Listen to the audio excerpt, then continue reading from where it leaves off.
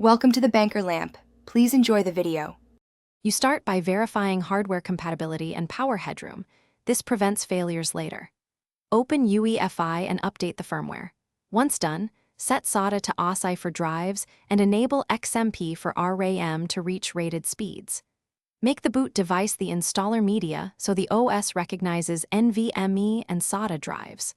While you're in UEFI, confirm secure boot state and note existing settings. You will revert or adjust them after drivers are installed. You install the operating system next, creating distinct partitions for system, data, and recovery to simplify backups.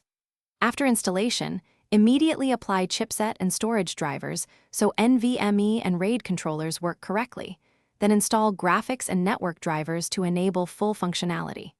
Once drivers are stable, configure automatic updates, set a balanced or performance power plan depending on needs, and tune the page file.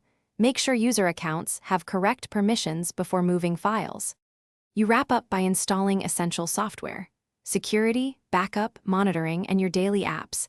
Then calibrate display color and test keyboard, mouse, and audio.